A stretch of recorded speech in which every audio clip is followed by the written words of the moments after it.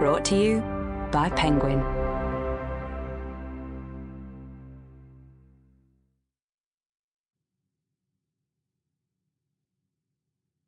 Breathless by Amy Mcculloch, read by Katie Leung.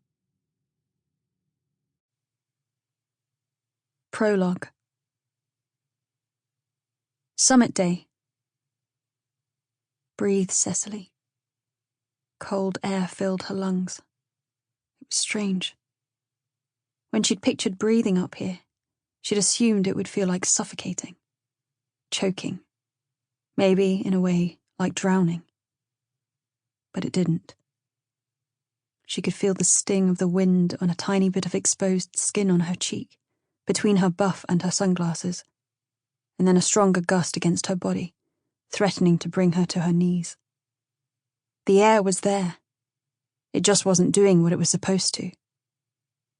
She was so tired. Her muscles struggled to work as she pushed through the snow. Not just her muscles. Her blood, her lungs, her brain. It was simple, really.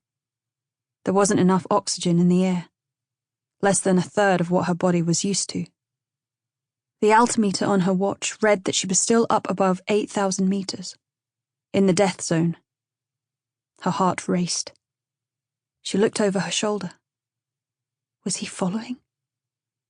She stopped in her tracks. A hulking silhouette a few meters above her, his ponderous steps breaking fresh snow, stalking her, chasing her. But no. She blinked and realized it was only the shadow of a cloud on the mountainside. Without enough oxygen reaching her brain, not even her eyes could be trusted. So is he coming? Or is he waiting below? She didn't think it was possible for her heart to beat faster, but it did, galloping inside her chest. Her breath sped up too as she gulped down the thin air. She swooned, her head spinning. What did it matter if he was above or below her? Worry about him later. Worry about survival now. She moved as fast as her body would let her. 1,000-meter drop was one misstep away. Meanwhile, phantom footsteps haunted her from behind. She had to get down the mountain. And she was going to have to do it on her own. Draft 1. 14 Clean. A Profile of a Mountaineering Legend by Cecily Wong. At sea level, Charles McVeigh is a man like any other. But take him into the death zone, above 8,000 meters, and he becomes superhuman. When he stood atop the summit of Manaslu on insert date, he achieved what many had deemed impossible. Summited the 14 highest mountains in the world in under a year, with no oxygen and no ropes, cementing his position as the world's greatest living alpinist. Yet perhaps even more inspiring than his mountaineering feats are the daring rescues he's managed along the way. On Dhaulagiri, the third mountain on his list, he led the attempt to rescue 2 Italian brothers who were stranded above Camp 4. While he was able to save one of the brothers, the other sadly succumbed to his injuries.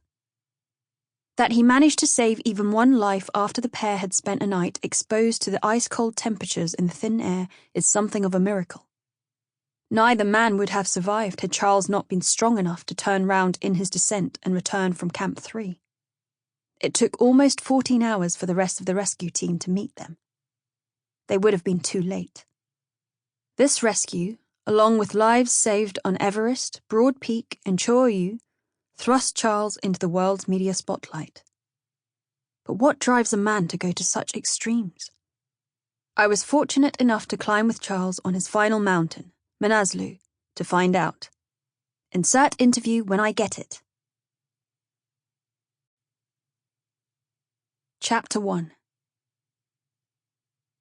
In a cramped hotel room high above the prayer flag-strewn streets of Tamil, the main tourist district of Kathmandu, Nepal, Cecily snapped her laptop shut. The opening to her article wasn't right, but getting something down early soothed her jangled nerves. Far easier to whip a weak lead into shape than face a blank page. She used to think a blank page was her great... Sample complete. Ready to continue?